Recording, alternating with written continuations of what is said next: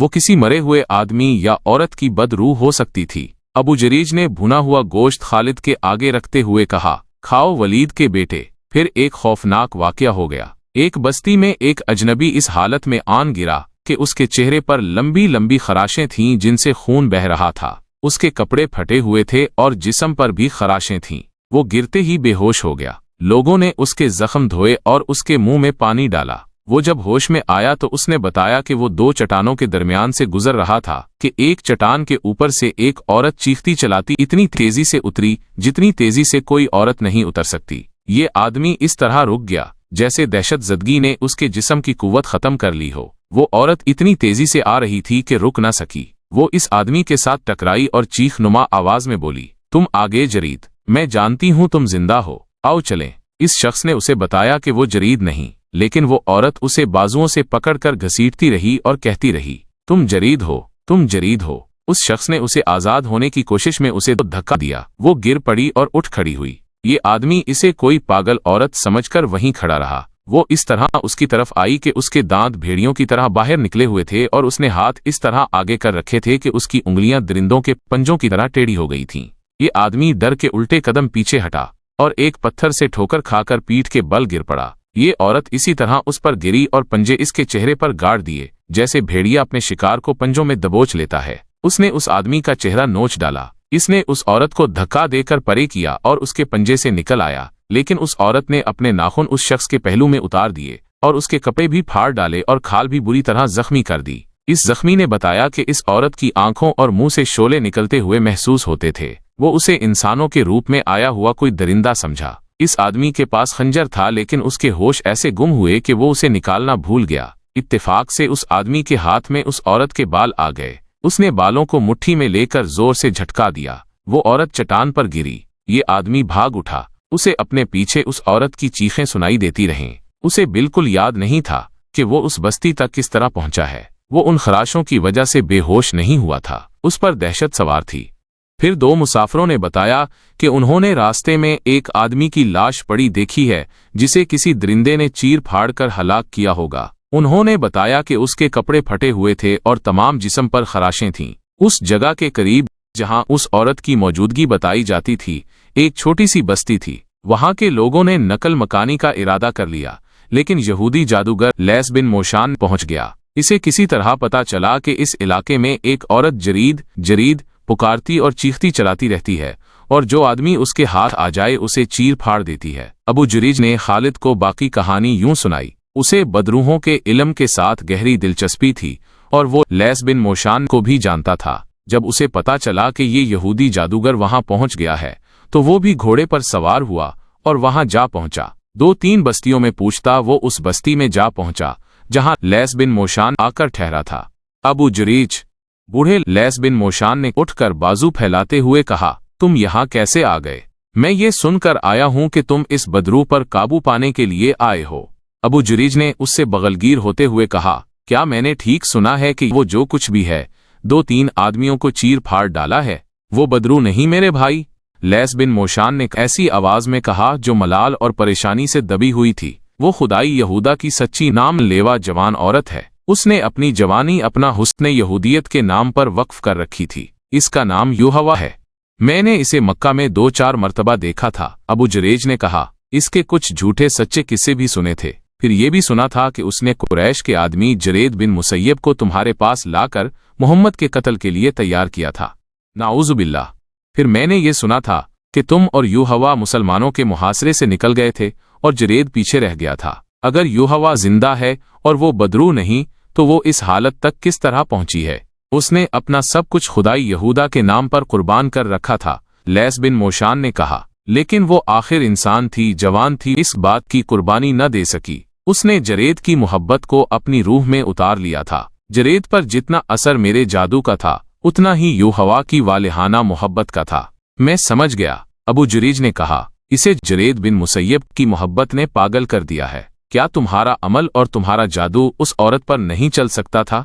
Lace बिन मोशान ने लंबी आह भरी और बेनूर आंखों से अबू जरेज को टिकटकी बांध कर देखा और कहा, मेरा अमल उस पर क्या असर करता? वो चीरने फाड़ने को मुझ पर भी टूट पड़ी थी।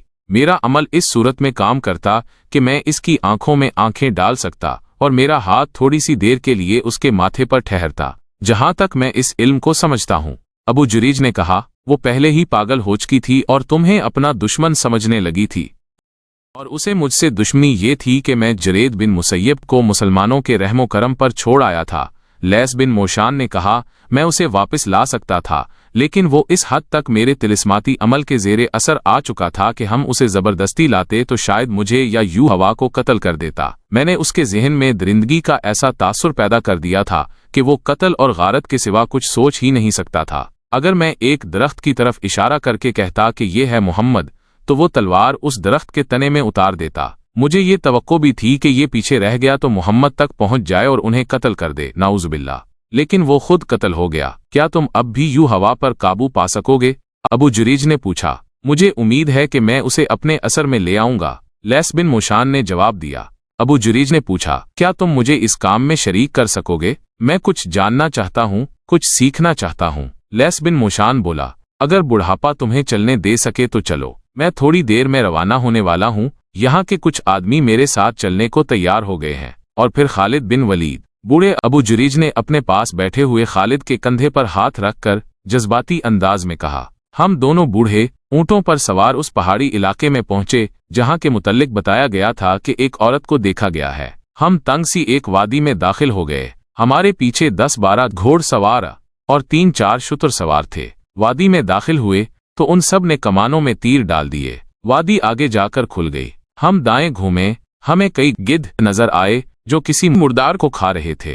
एक सहराई लोमड़ी गिद्धों में से दौड़ती हुई निकली। मैंने देखा कि उसके मुंह में इंसानी बाजू था। हम आगे गए, 2 और लोमड़ियां भागे और गिद्ध उड़ गए। वहां इंसानी खोपड़ियां बिखरी हुई थीं, सर अलग पड़ा था। उसके लंबे बाल इधर उधर बिखरे पड़े थे, कुछ बाल खोपड़ी के साथ थे, आधे चेहरे पे अभी खाल मौजूदा थी। वो तो यूहवा थी। लैस बिन मोशान कुछ देर उसकी बिखरी हुई हड्डियों को और आध खाए चेहरे को देखता रहा। उसकी आंखों से आंसू बहकर उसकी दूध जैसी सफेद दाढ़ी में जज्ब हो गए। खालिद ऐसे लहजे में बोला जिसमें तंज की हल्की सी झलक भी थी। लैस बिन मोशान और यू हवा ने जरेद बिन मुसय्यब को मोहम्मद सल्लल्लाहु अलैहि वसल्लम के कत्ल के लिए तैयार किया था। जरेद मुसलमानों के हाथों कत्ल हुआ और यू हवा का अंजाम तुमने अपनी आंखों से देखा। क्या तुम समझे नहीं हो अबू जुरेज? हाँ हाँ, बूढ़े अबू जुरेज ने जवाब दिया। लैस बिन मोशान के जादू से मोहम्मद सल्लल्लाहु अलैहि वसल्लम का जादू ज्यादा तेज और ताकतवर है। लोग ठीक कहते हैं कि मोहम्मद सल्लल्लाहु अलैहि वसल्लम के हाथ में जादू है, और इस जादू का ही करिश्मा है कि लोग उनके जादू को मानते चले जा रहे हैं। जरेद को कत्ल होना ही था। मेरे बुजुर्ग दोस्त, खालिद ने कहा, बदरू के किस्से मदीना में भी पहुंचे होंगे, लेकिन वहां कोई नहीं डरा होगा। मोहम्मद सल्लल्लाहु अलैहि वसल्लम के पैरोकारों ने ये तस्लीम ही नहीं किया होगा कि जिन, भूत या बदरू है। मोहम्मद सल्लल्लाहु अलैहि वसल्लम के पैरोकारों को डरने की क्या जरूरत है? अबू जुरीज ने कहा, मोहम्मद सल्लल्लाहु अलैहि वसल्लम के जादू ने मदीना के गिर्द हिसार खींचा हुआ है। मोहम्मद को कत्ल नहीं किया जा सकता। वो उहुद की लड़ाई में जख्मी हुए और जिंदा रहे। तुम्हारा और हमारा इतना ज्यादा लश्कर मदीना की ईंट से ईंट बजाने गया तो ऐसी आंधी आई कि हमारा लश्कर तितर बुतर होके भागा। मैदानी जंग में जो भी मोहम्मद सल्लल्लाहु अलैहि वसल्लम के सामने गया, उसका दिमाग जवाब दे गया। क्या तुम जानते हो मोहम्मद सल्लल्लाहु अलैहि वसल्लम के कत्ल की एक और कोशिश नाकाम हो चुकी है? सुना था, खालिद ने कहा। पूरी बात का इल्म नहीं, खैबर का वाकया है। अबू जुरीज ने बोलना शुरू किया। मुसलमानों ने खैबर पर चढ़ाई की तो यहूदी एक दिन भी मुकाबले में जम न सके।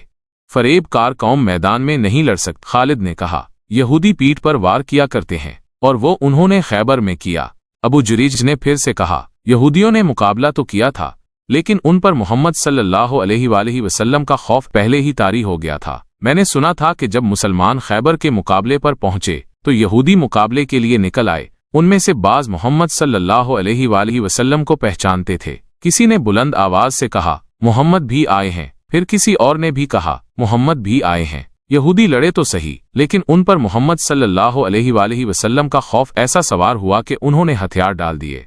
अबू जुरीज ने खालिद को मार्के की रोएदाद सुनाकर एक यहूदन का किस्सा सुनाया। फतेह खैबर के बाद रसूलुल्लाह सल्लल्लाहु अलैहि वसल्लम ने वहां चंद दिन क़याम किया और बनी अदी के भाई अंसारी को खैबर का अमीर मुकर्रर किया। इसी खैबर के बाद जब माले गनीमत तकसीम हो रहा था, रसूलुल्लाह सल्लल्लाहु अलैहि वसल्लम ने फरमाया था, अगर मुझे अपनी उम्मत की मुफलिसी का अंदेशा ना होता तो मैं हर वो मुल्क जो फतह होता फातिह मुजाहिदीन में तकसीम कर देता, लेकिन मैं हर मफ्तूहा मुल्क को आने वाली उम्मत के लिए विरसे में छोड़ जाऊंगा। जब यहूदियों ने शिकस्त खाई तो उन्होंने रसूल करीम सल्लल्लाहु अलैहि वसल्लम से वफादारी का इजहार शुरू कर दिया और ऐसे मुजाहिरे किए जिनसे पता चलता था कि मुसलमानों की मोहब्बत से यहूदियों के दिल लबरेज हैं। उन्हीं दिनों जब रसूल करीम सल्लल्लाहु अलैहि वसल्लम खैबर ही में थे, एक यहूदन ने अपने यहाँ खाने पर मदऊ किया। उसने अकीदत मंदी का इजहार ऐसे जज्बाती तरीके से किया कि रसूल करीम सल्लल्लाहु अलैहि वसल्लम ने उसे मायूस करना मुनासिब न समझा। आप उसके घर चले गए। आप सल्लल्लाहु अलैहि वसल्लम के साथ बशर बिन बरा रज़ी अल्लाहु अन्हु थे। यहूदन ज़ैनब बिनते हारिस ने, जो सलाम बिन शकम की बीवी थी, उसने रसूलुल्लाह सल्लल्लाहु अलैहि वसल्लम से पूछा कि आपको दुम्बे का कौन सा हिस्सा पसंद है। आपने दस्ती पसंद फरमाई। यहूदन ने दुम्बे का दस्ती वाला हिस्सा काट लाई और रसूल खुदा सल्लल्लाहु अलैहि वसल्लम और बशर रज़ी अल्लाहु अन्हु के आगे रख दिया। बशर रज़ी अल्लाहु अन्हु ने एक बूटी काट कर मुंह में डाल ली। रसूल अकरम सल्लल्लाहु अलैहि वसल्लम ने बूटी मुंह में डाली मगर उगल दी। मत खाना बशर, आपने फरमाया, इस गोश्त में जहर मिला हुआ है। बशर रज़ी अल्लाहु अन्हु ने बूटी उगल तो दी, लेकिन जहर लुआबे दहन के जरिए हलक से उतर चुका था। ऐ यहूदन, रसूल करीम सल्लल्लाहु अलैहि वसल्लम ने फरमाया, क्या मैं गलत कह रहा हूं कि तूने इसमें जहर मिलाया है? यहूदन इनकार नहीं कर सकती थी। उसके जुर्म का सबूत सामने आ गया था। बशर रज़ी अल्लाहु अन्हु हलक पर हाथ रखकर उठे और चक्कर खाकर गिर पड़े। जहर इतना तेज था कि उसने बशर रज़ी अल्लाहु अन्हु को फिर उठने न दिया। वो जहर की तलखी से तड़पे और फौत हो गए।